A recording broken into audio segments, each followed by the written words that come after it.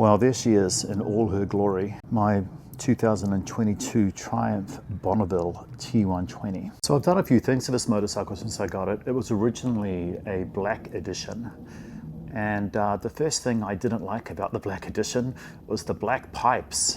They just didn't seem like they were very good. They weren't well finished. They didn't sound all that great, and I don't really like loud pipes on the street too much, but with the Triumph I take some exception to that rule. So I fitted a full system from British Customs. They're shorter, which is better for me because I use a rear stand from Dynamoto. They're throatier, they're understated and sound really nice. But don't just take my word for it.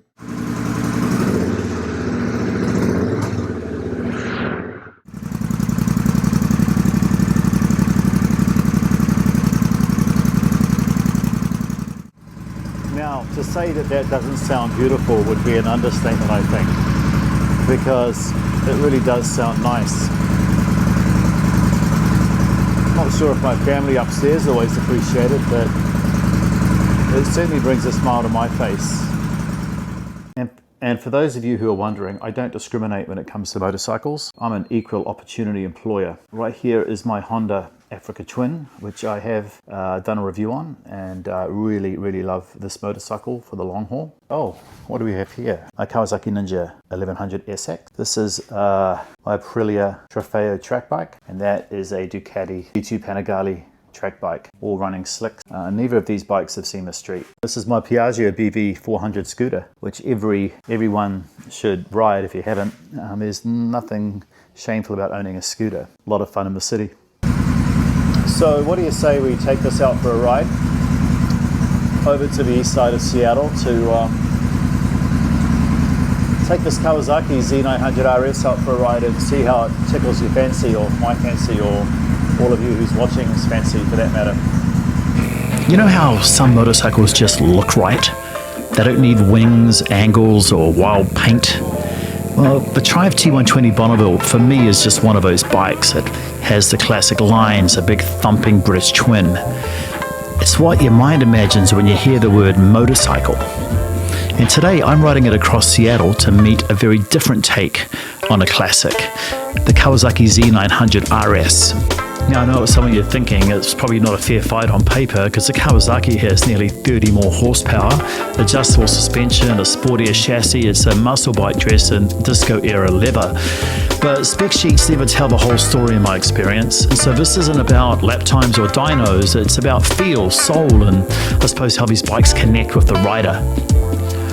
Leaving the garage and riding through the Arboretum here in Seattle, you know, the T120 settles into a very familiar rhythm. It's smooth, torquey, never rushed. You know, Triumph's 1200 Twin isn't just explosive, but it isn't really explosive at all. But it has a kind of an easy pull from 2000 to RPM all the way up, and it's sort of very relaxed and assured, well, to me anyway. There's no traction drama, the rider's plush, the bars are wide but neutral, no wrist pressure. It's built for comfort and style and not adrenaline, I suppose. Now, the Arboretum here is a really good place for this bike because the bodywood shines on sort of natural, sort of narrow roads like this with filtered sunlight and soft sweepers, and the suspension is on the softer side, but it's composed.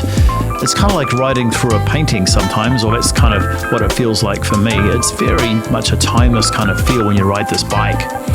You feel the weight a bit more in the corners, around 520 pounds wet, but when the bike leans naturally, there's a confidence here, and I think Triumph's engineers clearly prioritize ease and elegance over razor-sharp sportiness, I suppose, and they've really put that effort into bikes like the old Triumph Thruxton or the new, or somewhat new, Speed Twin RS. Now, rolling onto the 520 bridge, you start to feel the Bonneville's sort of calm highway manners. 6th gear, 70 miles per hour, the engine's just purring along. It's kind of a grand tour at heart. And listen to the engine. I'm running these British Custom full system on this bike. It's the only street bike that I run a full system on because I just love the way this bike sounds when it's fully opened up and able to breathe.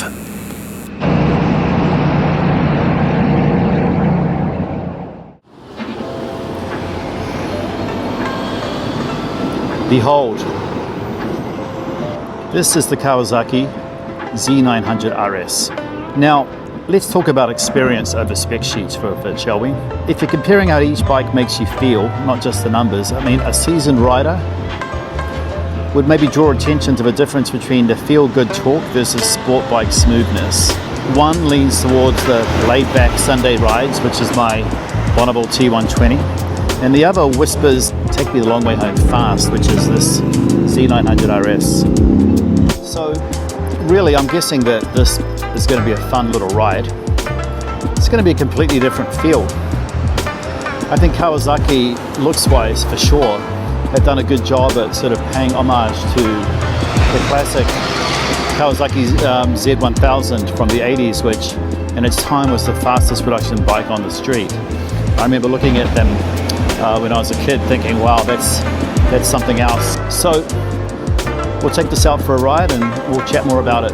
So, you know, this bike, the Z900RS, it's not just retro, it's a callback to one of the greatest motorcycles of the 70s and 80s. The Z1 has that teardrop tank, the spoke-looked cast wheels, the twin-gauge cluster. But when you look closer, it's all modern under the skin. It has the fully adjustable suspension, radial brakes, a 948 inline-four that revs way past 10,000 RPM. So it's not mellowed down heritage bike at all. It's kind of a wolf in retro styling. I mean, just listen to the engine. It's clearly an inline-four, but it's got some real spunk to it. So, you know, first impressions, everything sort of tightens up on this bike. The seating's taller, the bars are wider, the foot pegs are a bit higher than the Bonnevilles. It feels more athletic, I suppose. As for the throttle, yeah, I mean, it's instant. I don't think it's twitchy. A lot of reviewers and folks have said it's too twitchy, but I just think it feels alive. And it's kind of about throttle control, really. And the engine has serious power and delivers it smoothly and fast so far. So I can definitely feel that right away. This bike definitely means business. Now, so far in the corners, it definitely is leagues sharper than the T120. It's got less dive under braking, and I'm definitely feeling more chassis feedback. It encourages more spirited riding, even in these sort of suburban streets, and it definitely feels like it's a sort of bike that would reward commitment. But it's not harsh. In fact, so far it's surprisingly composed for a sporty standard. You can feel that sport bike DNA beneath the classic skin that it has, and the suspension does a better job of balancing compliance and control than Triumph's twin shocks. But again, this is the T120. It's not the Thruxton or the Speed Twin RS. So far, the braking power is also kind of night and day. The radial mount calipers of a Kawasaki, I think, offer so far more bite and feedback. But that said, I mean, do you need that on a classic cruiser like this? Maybe not, but if you ride hard, I suppose, you'll appreciate it.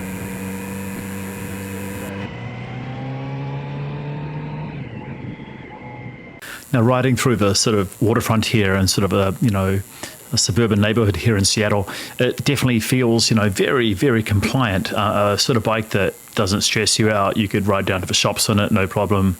Park up and just feel super at home on it. But it also feels like the sort of bike that if you really want to wring its neck, it'll happily oblige and you can really give it a good whipping.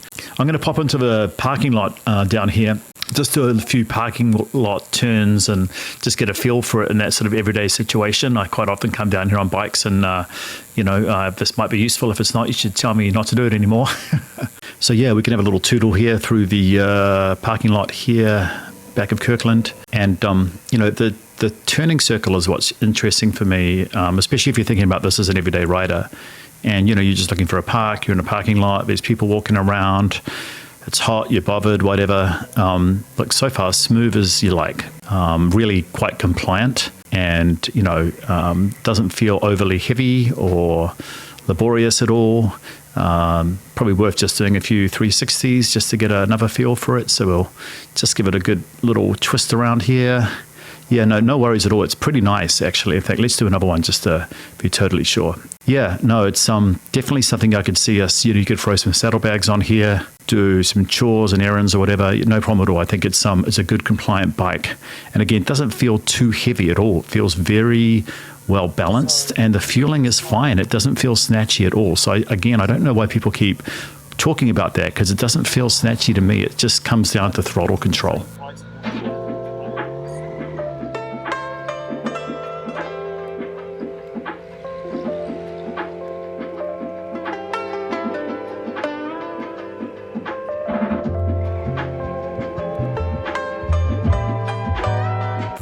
So I suppose as we're heading for the freeway, here's the big picture.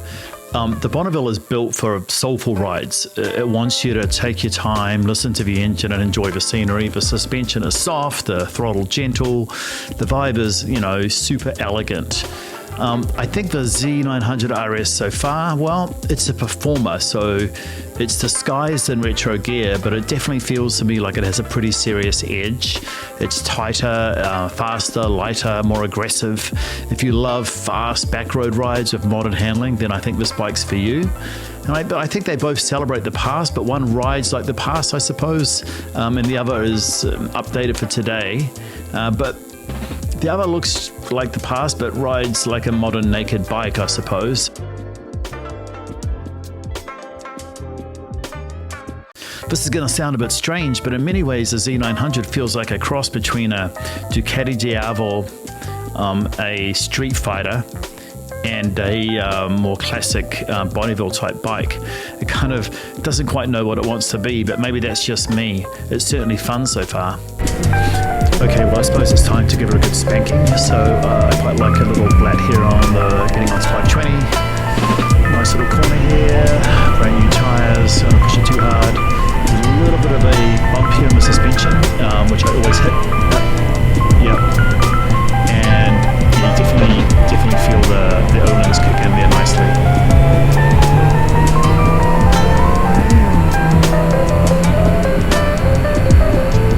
Oh, this is fun. Hear that engine. It's definitely an inline-four. Definitely smiling.